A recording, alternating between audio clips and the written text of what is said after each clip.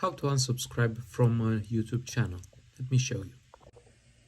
Just like you have the option to subscribe, if you left click it, so you use the left hand side of the mouse, if you press on the subscribe, you have options to turn on notifications. This is extremely powerful for seeing to get notifications when someone that you love creates content. Like, I hope you will turn this on for my content.